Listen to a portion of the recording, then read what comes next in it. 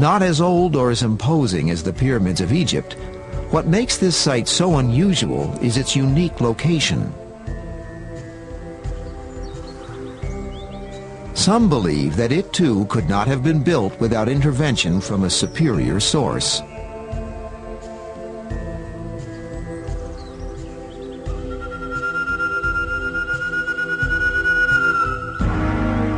The biggest blocks at Giza weigh 200 tons. The biggest blocks at Tiwanaku weigh 400 tons. 400-ton blocks of stone used to create enormous constructions, 12,500 feet above sea level, in an area where it's almost not possible to grow any food today. The altitude is so high that the crops come out of the ground stunted. And yet again, we're asked to believe that this was done with massive labor forces hauling on ropes, pulling these blocks along. It defies belief to imagine that this was how it was done. You could not support ever a large labor force at that altitude. Whether we like it or not, we're looking at the evidence of a technology, and one that we don't understand. Like the Giza site, the site of Tiwanaku also incorporates extremely precise astronomical alignments.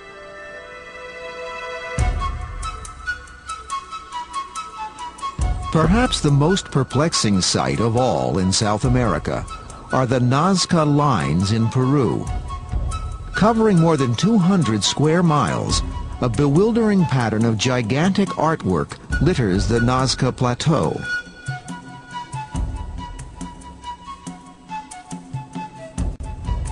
In addition to figures of birds, spiders, and animals, arrow-straight lines stretch out to every point of the compass.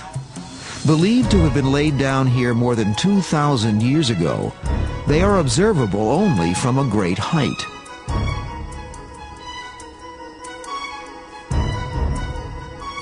Is this a canvas of signs and symbols etched in the sand to honor pagan gods?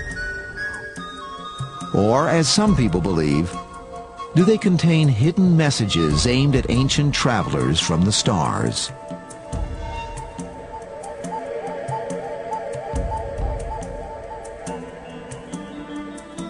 These are very remarkable sculptures made by essentially moving pebbles so as to change the color tone of the desert surface.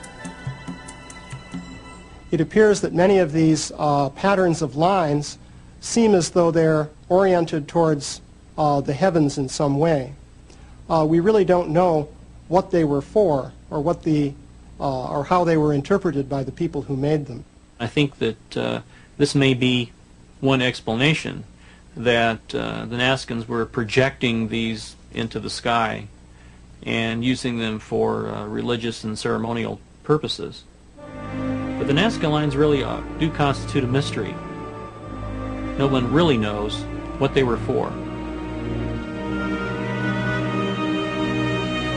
Like so much of the ancient world, Nazca broods silently, its secrets lost in time.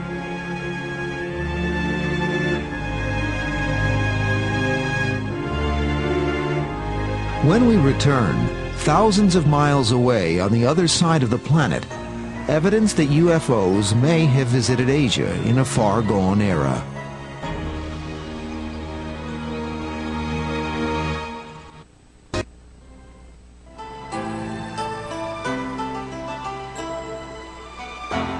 Asia, ageless land of 1,000 legends.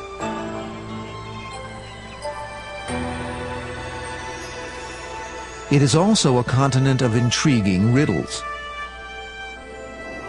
During the 1920s, while exploring northern China, famous Russian artist Nicholas Roerich wrote of a remarkable incident in the Himalayas.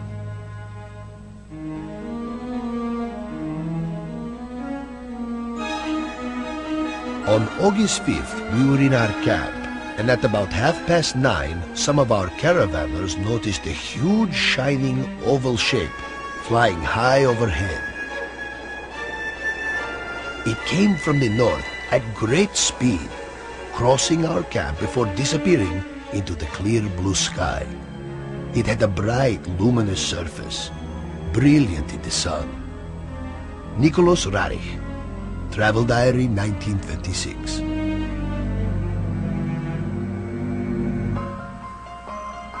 In the long history of this vast and beautiful continent, it seems that the UFO phenomenon has shaped many myths and stories handed down from generation to generation. A brief glance at the texts of ancient India is revealing, for here too we find the haunting presence of strange phenomena observed in the sky. Gurkha, flying a swift and powerful Vimana, hurled a single projectile charged with all the power of the universe. An incandescent column of smoke and flame, as bright as 10,000 suns, rose with all its splendor. The Mahabharata. Compiled some 2,000 to 3,000 years ago, the Mahabharata is a Hindu poem written in Sanskrit. 10 times longer than Homer's Iliad and Odyssey combined, it is a saga of conflict on a cosmic scale. The plot of the Mahabharata, which is the great epic of ancient India, has to do with an invasion of the Earth by negative extraterrestrial forces.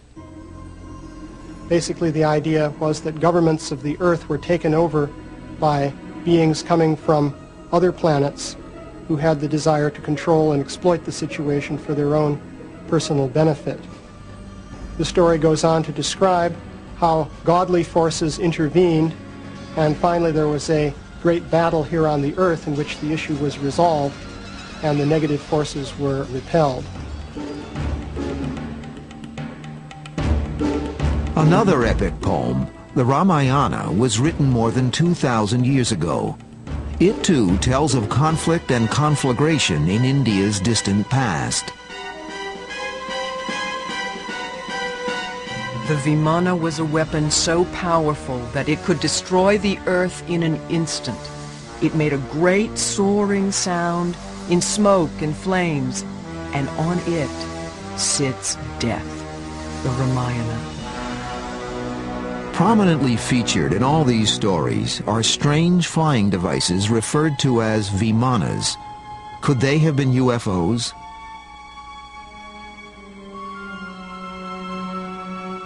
The Vimana is described in some detail, and its flight pattern is also described. It's quite interesting because it is very similar to the pattern of flight which is described in the context of modern UFO sightings. For example, the Vimana would move in a very abrupt zigzag fashion. It would sometimes disappear from sight.